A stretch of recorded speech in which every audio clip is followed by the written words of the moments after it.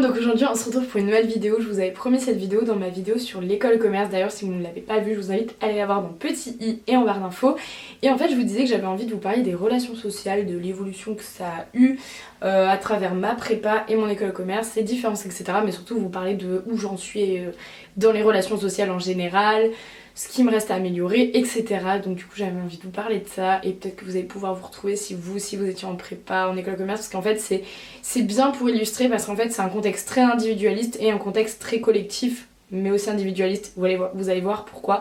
Du coup c'est parti. Donc du coup pour vous retracer juste mon parcours, si vous ne me connaissez pas, d'ailleurs si vous ne me connaissez pas, n'hésitez pas à me suivre sur mon compte Instagram evatitudytb, puisque je poste un post sous forme de petit article par jour, donc un par jour, une vidéo IGTV par semaine, donc ça fait quand même beaucoup de taf, je vous avoue.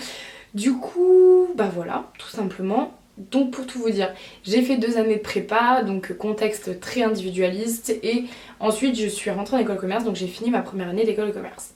Voilà. Alors pour tout vous dire, quand je suis arrivée en prépa du coup, je changeais de ville, j'allais habiter toute seule etc.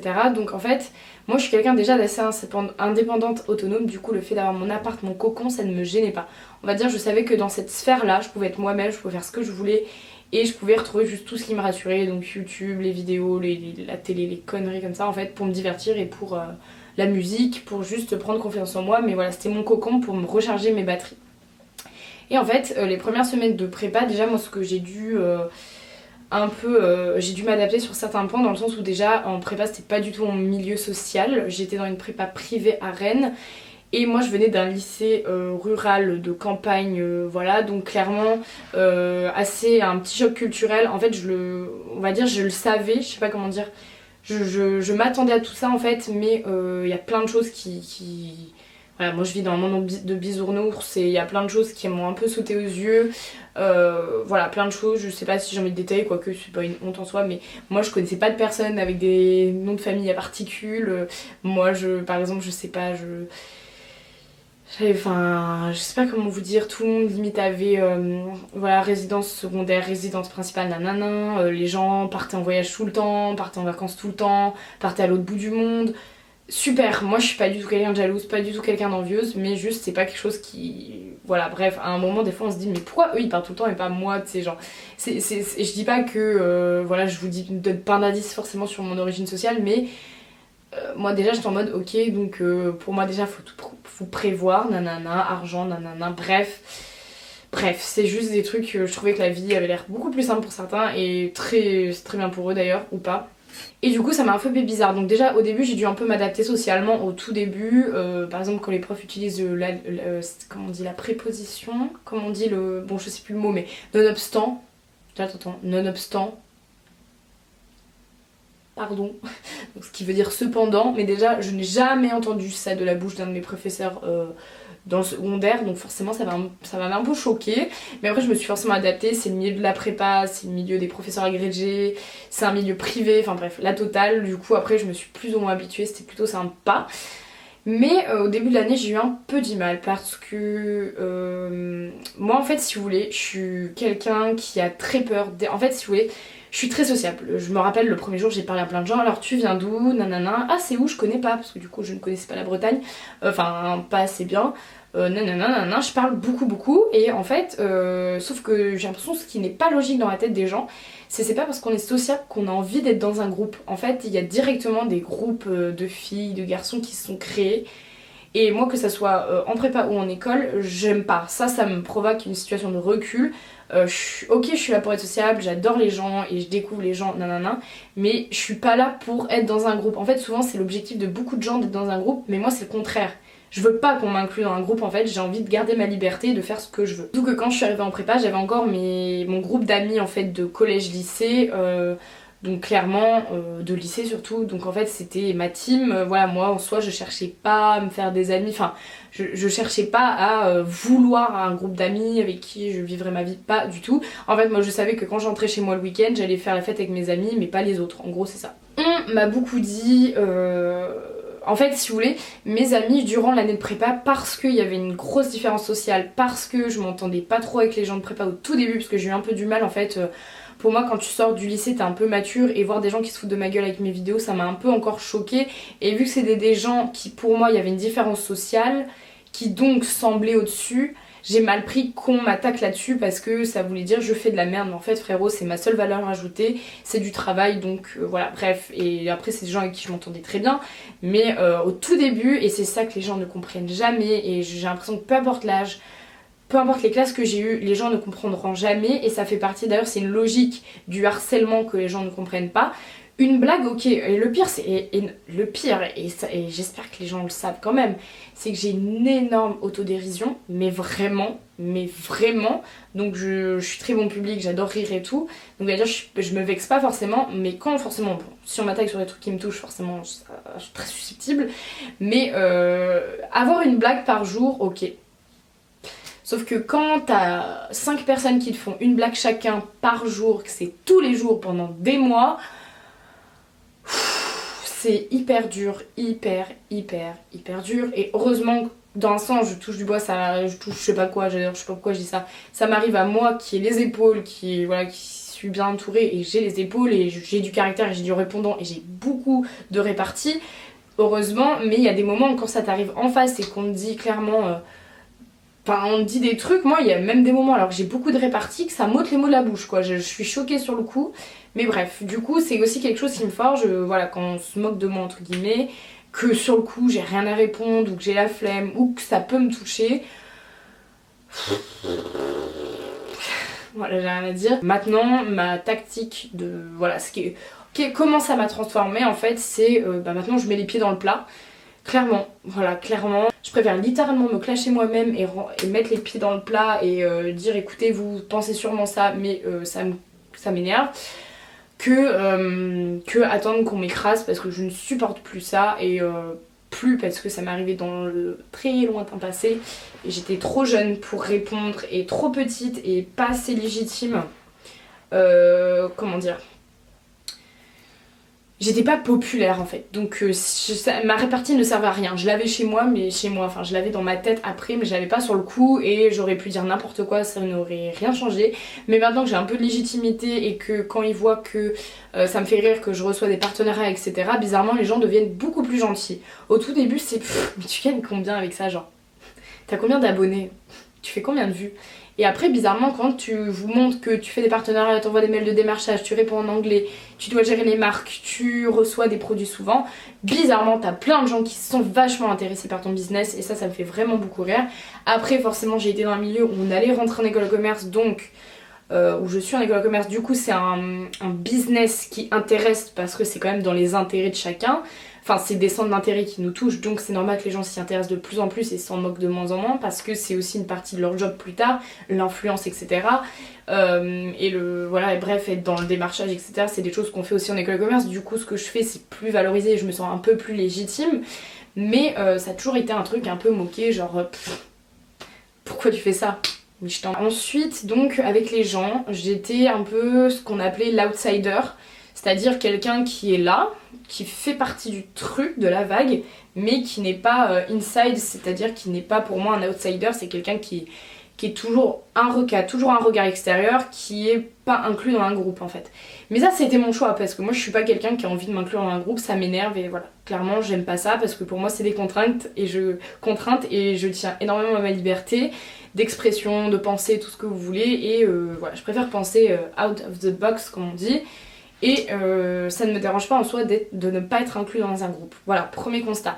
Donc au tout début, ma première réaction que j'ai souvent au début d'année scolaire et quand je suis dans un nouvel établissement, c'est j'observe. Voilà, le début, l'observation, voilà, clairement la première moitié de l'année, je suis complètement en observation.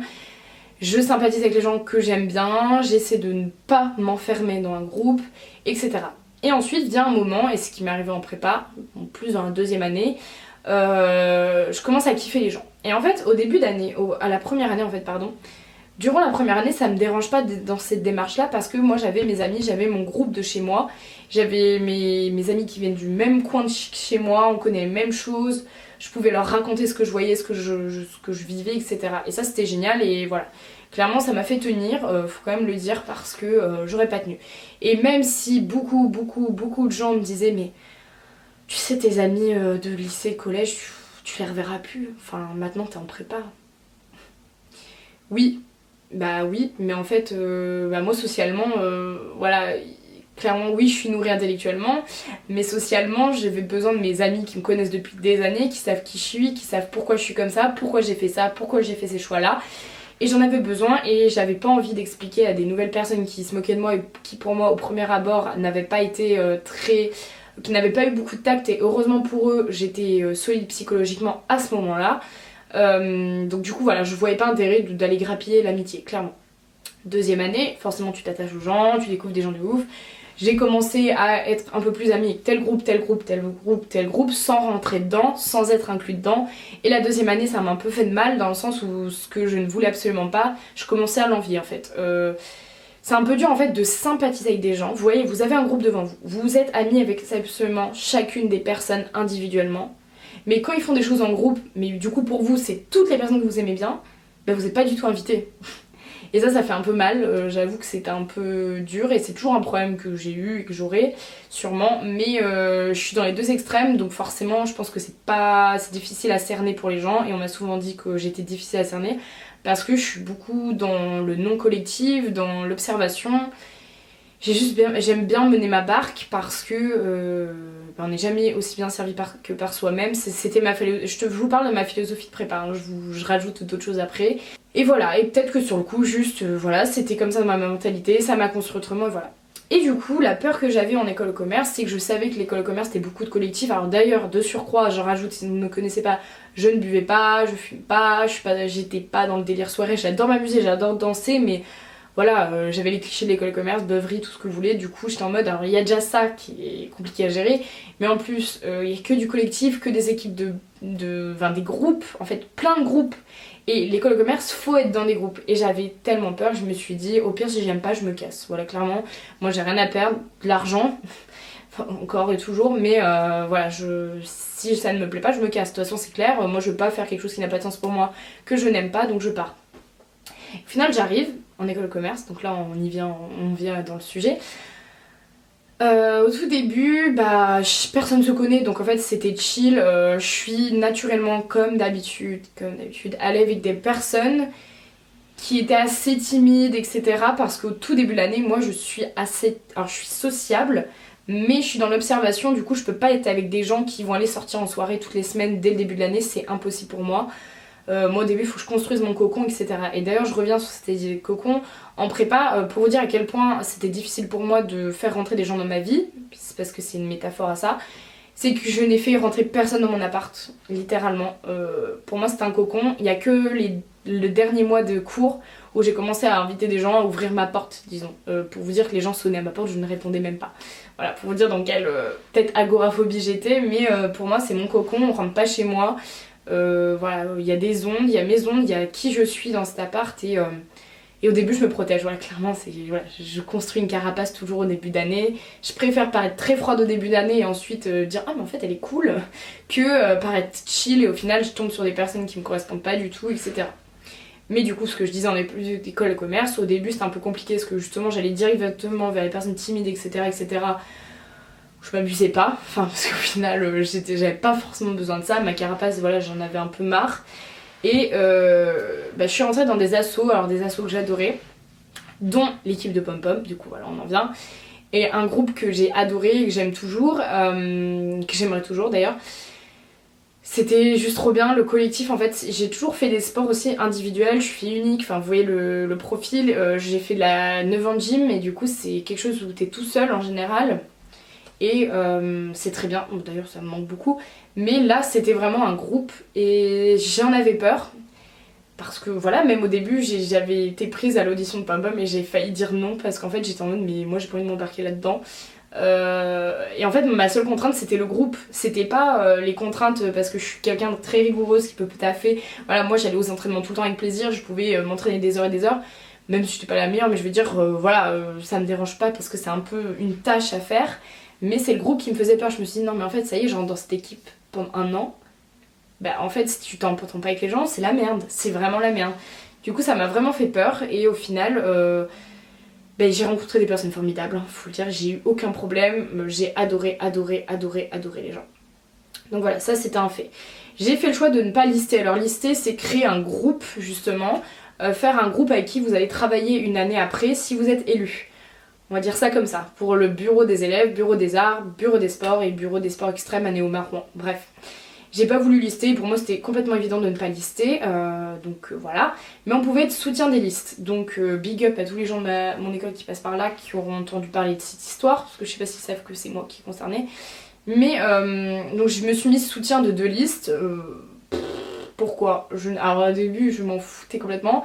Après je me suis dit vas-y, t'as quelques potes dans telle ou telle liste, go, dis oui, on s'en fout, au pire tu fais rien, voilà. Moi j'avais pas envie d'aller... En fait j'aime pas qu'on m'impose des choses, en fait c'est ça. J'aime pas qu'on m'impose du collectif, en fait j'adore le collectif, mais pour moi les relations sociales ça doit pas être imposé, ça doit pas être dans un but opportuniste. Donc opportuniste dans le mauvais sens, parce qu'il y a un mot opportuniste qui est aussi dans le bon sens. Mais voilà, pour moi je veux juste que ça soit de l'humain et qu'il y ait du partage. En fait moi tout ce que je veux dans les relations sociales c'est du partage. Et donc voilà, les relations juste pour le CV je m'en fous. Et je peux vous dire que ça existe, et ça je le sais, ça existe hein, des gens qui font des relations sociales juste pour le LinkedIn, juste pour leur CV, ça existe. Bref, ça s'appelle le networking, mais le networking ça peut aussi être très, enfin c'est ce que je fais un peu à Paris, très positif, mais voilà, quand c'est tes amis c'est un peu compliqué. Et du coup j'ai été soutien. J'ai été aussi dans une autre asso et du jour au lendemain, en janvier, j'ai quitté l'asso et j'ai quitté les 2 listes. Alors ça a fait scandale entre grosses guillemets, mais j'en ai entendu parler toute l'année. En fait ce qui s'est passé c'est que au début comme je vous ai dit j'étais dans l'observation comme d'habitude. Et je me suis dit en fait tu kiffes le collectif avec les pom-pom, bah fais du collectif en fait. En fait c'est ce que tu dois aimer. Et c'est là que j'ai compris qu'on peut pas changer qui on est du jour au lendemain. J'en ai fait trop en fait pour ce que je pouvais supporter et ce dont j'étais habituée. J'ai découvert, j'ai appris, mais j'en ai trop fait en fait. Et le délire de liste ou une autre asso etc, ça me correspondait pas non plus. Ça me mettait trop de contraintes, ça me stressait. Voilà, clairement, je vais pas expliquer plus. Ça me stressait parce que ça y est, je me sentais bloquée. J'ai l'impression que j'étais plus libre. Et ça m'a angoissée et j'ai tout quitté du jour au lendemain et ça m'a fait tellement de bien. Enfin, moi ça m'a libérée, donc à partir du moment où vous êtes soulagé quelque chose, c'est qu'il y avait un problème à la base. Et c'est là que j'ai compris que voilà, fallait que je reste comme je suis, que j'apprenais quand même dans le collectif et que j'allais pas m'en vouloir. Tout simplement. Donc voilà, déjà ça a été un peu compliqué. Et ensuite, voilà, ça a été très bien. Moi j'ai adoré l'école, le groupe, j'ai adoré les groupes dans lesquels j'étais, j'ai kiffé, enfin j'ai rencontré des personnes magnifiques, vraiment si vous saviez, des personnes magnifiques qui me manquent aujourd'hui, des personnes que j'ai trop hâte de revoir, enfin bref. Et en fait, et là j'en viens à ma vie à Paris. Cette vague d'amour et cette vague de collectif et de famille qui m'a rempli le cœur, qui a juste comblé un trou dans mon cœur, hein, littéralement, je dois quand même le dire, ça a été, voilà, ça m'a sauvée en fait sur plein de choses et ça a été quelque chose d'hyper fort émotionnellement pour moi. Et quand ça a été fini et que j'ai dû partir en stage etc à Paris, pareil, le kiff, nanana, et je me dis tac tac tac, je vais voir les gens tous les jours. Et ben non, juste non. Alors je vais pas rentrer dans les détails parce que c'est encore un truc d'actuel et je sais pas trop, voilà, juste ce qui me chiffonne dans ma vie aujourd'hui, c'est que j'en attendais beaucoup des gens et que j'essaie d'ouvrir mes chakras et de me dire... de montrer que j'étais plus dans cette... en tant qu'outsider et que j'étais prête, en fait je montrais à certaines personnes que j'étais prête à m'investir avec eux, vraiment, mais genre vraiment, mais peut-être trop, et ça a peut-être fait peur d'ailleurs, mais voilà, juste c'est un peu compliqué quand je sors du taf, je vis des trucs de ouf et en fait je suis toute seule, voilà, non mais ça fait rire et c'est un peu dur, et du coup mon premier réflexe à ça, et bah tiens je vais enchaîner sur un sujet que je voulais aborder, parfait. Quand il se passe ça, du coup mon premier réflexe c'est de mettre sur les réseaux sociaux, sur mes réseaux sociaux privés, je suis à tel endroit, nanan, qui veut venir. Et en fait en général personne ne vient, bon, voilà. Et j'ai réfléchi, en fait je me suis dit pourquoi ça me fait tellement de mal, et genre je me suis quand même vue, et je vais vous dire un truc un peu perso, mais voilà c'est quand même, voilà c'est une émotion, donc en soi c'est un fait, c'est pas, voilà. Genre je commençais à aller à la pyramide du Louvre, normal, voilà, je me pose, coucher de soleil et tout. Et je me dis c'est magnifique, donc c'était une des premières fois où j'y avais été, voilà. Et je commence à pleurer, mais littéralement je commence à pleurer, et ça m'est arrivé plusieurs fois depuis cette période de stage, et je me suis dit mais putain je suis toute seule quoi, enfin... C'est bien beau d'avoir 1000 relations à l'école, c'est bien beau d'avoir des groupes, des listes et tout ce que tu veux. Oui, on appartient, on a une étiquette commune, mais on n'a pas le même sang, on n'est pas connecté forcément. Moi, il y a des gens avec qui, par exemple, pourtant, je me suis retrouvée extrêmement connectée, mais la vie fait que on a tous des emplois de temps différents. Les gens ont d'autres obligations, les gens aussi une famille, ont d'autres potes. Le sentiment de solitude, en fait, que j'ai toujours eu et dont je vous ai déjà parlé en vidéo, il revient. Et moi, me reprendre ça dans la tête, c'est hyper dur à gérer parce que je reviens à un état que j'ai toujours vécu en fait. J'ai envie d'aborder, c'est un autre sujet, on m'a souvent dit durant ma scolarité et bizarrement en école, les bars, ouais ça m'énerve, là vraiment je vais toucher un truc qui me touche et donc qui m'énerve.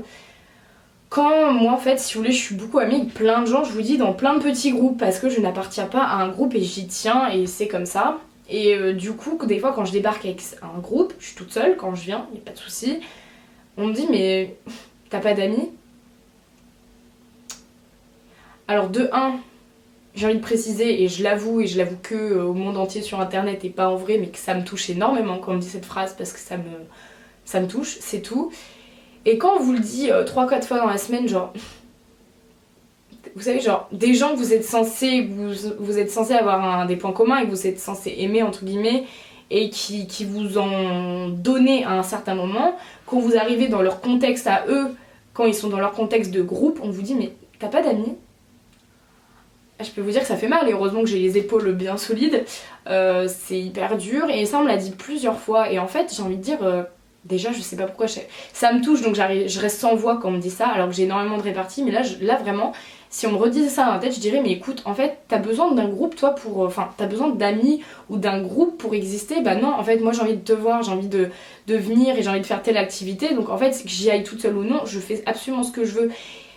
Ça me rend ouf en fait ça veut dire quoi? Attendez je réfléchis. Ça veut dire que pour te parler, je suis obligée d'avoir des amis et toi tu trouves ça bizarre que je vienne toute seule mais... Et ça c'est quoi? Ça m'amène quoi? Et je peux vous dire que j'ai une réponse à ça. En fait les gens quand ils vous attaquent, parce que ça c'est quand même une petite attaque qu'on vous dit dis donc t'as pas d'amis, en fait c'est des gens qui ont peur et en fait toute critique et tout, méchanceté a une peur à l'origine. Le racisme, l'homophobie, c'est des peurs qui sont derrière ça. Si vous voulez, on peut en reparler de cette théorie que j'ai et que je suis persuadée, pour moi c'est un fait. Et du coup on dit t'as pas d'amis? Moi ce que je comprends et ce que je comprends après sur le coup je le prends mal et j'ai envie de chialer il faut le dire mais après je réfléchis en fait ça c'est des gens qui ne pourraient pas faire pareil et qui auraient peur d'être tout seuls et vu que pour eux ils ont peur de ça, pour eux c'est déviant et c'est bizarre et c'est différent, ça veut dire que pour eux je suis bizarre, déviante et différente. C'est juste ça, c'est juste un effet miroir des gens qui transfèrent ça sur moi qui se disent mais attends moi si j'étais toute seule à venir comme ça avec un groupe c'est que je suis bizarre. Pour eux, ça rentre pas dans leur système de valeurs. Donc moi, le fait que je le fasse, ça dérange et les gens ont envie de m'attaquer là-dessus. Tout ça pour dire que, premièrement, donc réfléchissez avant de parler, voilà, premièrement, déjà.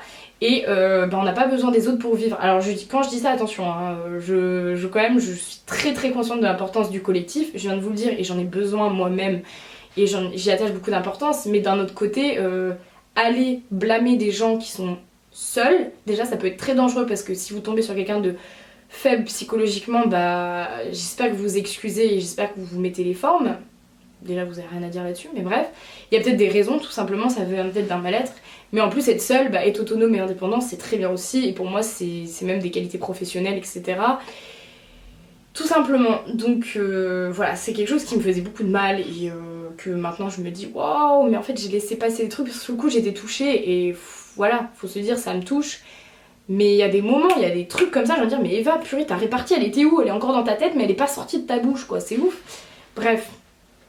Voilà, et ensuite, qu'est-ce que je voulais aborder? Je voulais aussi aborder, donc du coup, j'en reviens au fait que les gens parlent beaucoup des gens qui sont tout seuls, entre guillemets, et cette phrase genre t'as pas d'amis, elle revient énormément, et j'ai envie de remettre un truc, parce que pour moi il y a quelque chose, il y a une erreur dans certains discours.